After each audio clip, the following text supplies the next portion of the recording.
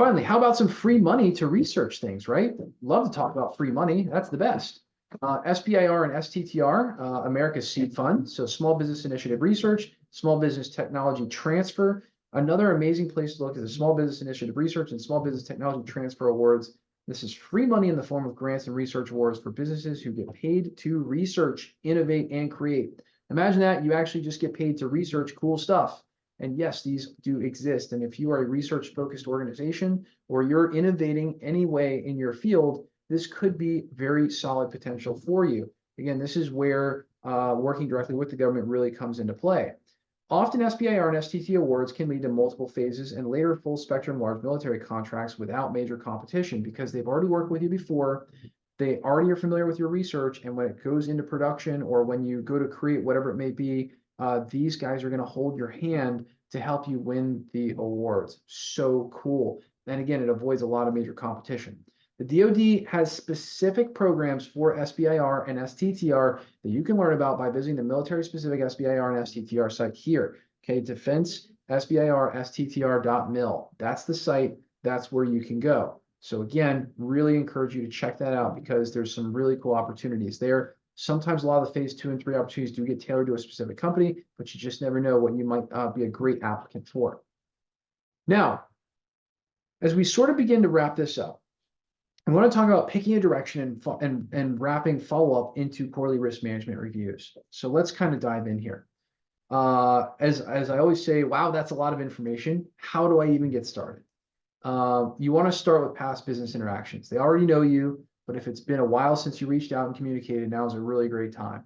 It's always easier to do business with people who already know you. Fix your marketing and sales systems. If you do not have a formal marketing or sales system, including CRMs, acquisition funnels, landing pages, and defined way to get a cold prospect spending money with you, this is your wake-up call and get the basic building blocks in place for a repeatable money-getting system.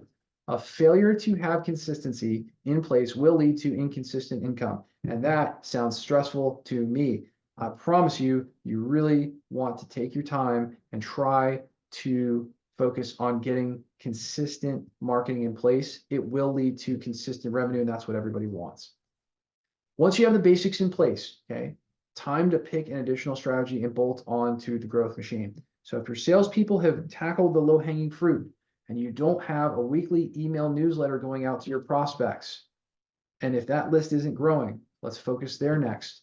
If you've got that, maybe next place is trade shows, right? Let's do some in-person one-on-one handshaking.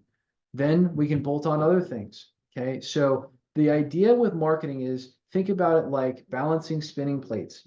The goal is to have as many plates in the air, but you can't be inconsistent. You can't stop spinning a plate or else it falls and crashes to the ground. So you've got to make sure that your plates are spinning and they are always consistent. Then you can bolt on the next strategy. Trade shows and marketing have high impact with little time involvement. So another pro tip, in 1 to 3 days, you can begin working with many potential leads to generate business from a trade show. I'm really a huge fan of that method of doing things. It's a great kickstart. And again, just the simple knowledge transfer you get by being immersed with a ton of people in one place that are all trying to do the same thing, it is magical. Traditional targeted marketing, such as setting up marketing lead magnets, building sales funnels, and ultimately growing a sales force are time consuming. It's true. It can be expensive, but ultimately lead to a consistent scalable stream of leads generated as opposed to one-off deals from networking. Building a lead generation machine is something that every major company in the defense space has done before. They have to. If you have bandwidth on your sales team, the most effective additional strategy could be to begin setting aside an hour or two per day for those sales professionals to seek out opportunity from some of the listing sites such as sam.gov, or again, I'll go ahead and throw in there, visiting your local PTAC. I will also tell you that if you're a small business, there's this thing called business mentorship or SCORE from the Small Business Administration. Now, this is not defense specific, but it is absolutely mega in terms of its ability to connect you with highly experienced business leaders who have walked the walk before. There's an application process. And again, the idea there is that you can really find an expert who can literally one-on-one mentor you in your business. Again, particularly applicable if you're a smaller business. Next, once you have mastered one additional channel of growth, scale it up. It's always more cost-effective to scale up things that work than to take time, money, and effort to discover how to do new things that may not work, okay? I cannot emphasize this enough. 21 years in business, and one of the largest mistakes we ever made was we found things that were successful in marketing and we thought we were doing a pretty good amount of it. I can tell you that you need to 10x whatever you're doing. If you find something that is successful, just 10x it. Then you'll really have success. I just cannot really, I just can't emphasize that enough. You need to be scaling up what works before you go on, take on additional methods of marketing. Next, add growth to your quarterly risk management meetings. Many owners do not conduct proper risk management in their business. We cover this in NIST SP 800-171, mandates that risk be regularly reviewed and evaluated. Use this to your advantage. You have a quarterly meeting, okay? Add marketing consistency as a potential risk for a failure to secure enough defense work to go on, okay? It's just an idea that we have. It is something that we will hit on with our clients when it's appropriate, but that is one potential area. If you have no idea how you as a business leader could potentially get this incorporated in, at the very minimum, stick it in your quarterly risk management meeting. I think it is a risk if you run out of DoD business to do. And so let's add that in there. I think it's a relevant risk. And again, we'll at least get different people in the company asking how we're doing over there. Next, sales are the largest area of risk to any business. Therefore, sales strategy should be considered during risk assessment. No sales equals a major risk, so sales teams need to be doing the work it takes to lower the risk of falling sales and instead work to turn this risk into an asset they can grow from. I cannot get better advice than that. It's so major. The permission to play in the defense world is having information security that meets or exceeds the DoD's basic standard of DFARS 252.204-7012, of course, NIST SP 800-171, as well as being rated certified CMMC level 2 from an information security perspective. None of this matters until you are compliant, and that is what we help people with. So, look, I discovered this the hard way, okay? 21 plus years of business experience, hundreds and hundreds and hundreds of clients served. We've served thousands of businesses, not just defense businesses, but you get to cheat with our completely done-for-you method when it comes to getting compliant. It just takes 2 or 3 days to do it. And ultimately, you want to be compliant ASAP, again, to win SBAR, STTR, small business set-asides, to do business with the DoD. You've got to be DFARS compliant at or before the time of any award. You need to be ready now for success later, okay? I just want you to get it. While price is a factor, how qualified, capable, safe, and secure an organization is also goes directly into the decision-making process. It's not just about money. A demonstration of being compliant and secure is a demonstration you are ready for funds and to do business, you guys. Gain a unique competitive advantage. Sorry, researchers, you are still going to have to sell to get those funds, okay? Proposals should include information about how you are complying, safe, secure, and capable to do business with for the best chances of winning. So again, I want you to have that unique competitive selling advantage, and this is a great way to do it.